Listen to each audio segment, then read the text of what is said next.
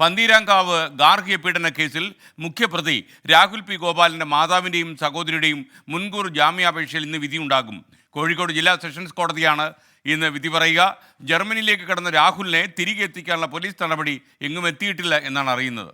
Good morning Deepak Dharmadam, പറയൂ വിശേഷങ്ങൾ. Very good morning S K N. Kerala പോലീസിന് കേരളത്തിന് അപമാനമുണ്ടാക്കിയ ഒരു സംഭവമാണ് പന്തീരങ്കാവിലെ ഈ പോലീസും ഈ ഒരു ഗാർഹിക പീഡന കേസിലെ പ്രതിയും തമ്മിലുള്ള ഒത്തുകളി. അങ്ങനെയാണ് പ്രതി രാഹുൽ പി ഗോപാൽ ജർമ്മനിയിലേക്ക് എത്തിയത്. സിംഗപ്പൂരിലേക്ക് നാട് കടന്ന വിവരം 24-ലൂടെയാണ് സത്യത്തിൽ ഈ മറ്റ് പോലീസ് ഉദ്യോഗസ്ഥർ പോലും, താഴേക്കടയിലുള്ള പോലീസ് ഉദ്യോഗസ്ഥർ പോലും അന്ന് അറിഞ്ഞിരുന്നത്. അത് കഴിഞ്ഞ് 3 ദിവസം കഴിഞ്ഞാണ് മറ്റു മാധ്യമങ്ങളും അത് റിപ്പോർട്ട് ചെയ്തത്. ആ കേസിൽ പിന്നീട് ഉന്നതതലത്തിലെ ഇടപെടൽ വരുന്നു. പോലീസിൻ്റെ അന്വേഷണ സംഘത്തെ മാറ്റുന്നു, IP-യെ സസ്പെൻഡ് ചെയ്യുന്നു. അതുപോലെ തന്നെ മറ്റൊരു പോലീസുകാരനെ ആ കേസിൽ തന്നെ പ്രതിയാക്കുകയും ചെയ്തു.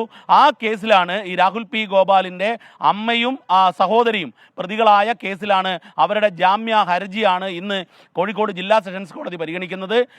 ഈ കേസിൽ ഇവരെ പ്രതികളെ കോടതി വിധി വരും വരെ അറസ്റ്റ് ചെയ്യേണ്ട എന്നുള്ള നിലപാടിൽ തന്നെയാണ് പോലീസ്. കാരണം അവർ ആശുപത്രി ചികിത്സ എന്നൊക്കെ പറഞ്ഞ് പോലീസിനെ ചുറ്റിക്കളിക്കുകയായിരുന്നു എന്നുള്ളതാണ് പോലീസ് ഉദ്യോഗസ്ഥരിൽ നിന്നും മനസ്സിലാക്കാൻ സാധിച്ചത്.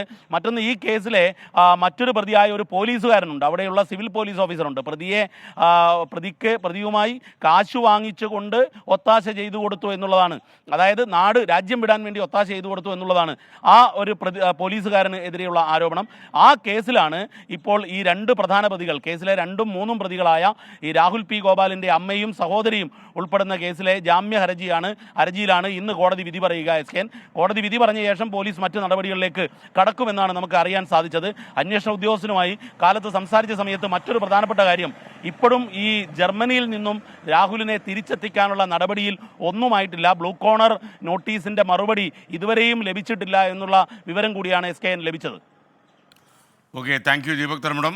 വിധി ദിനത്തിൽ 24 മാജിക് ജൂൺ 4 ചൊവ്വാഴ്ച രാവിലെ 5 മണി മുതൽ 24-ൽ.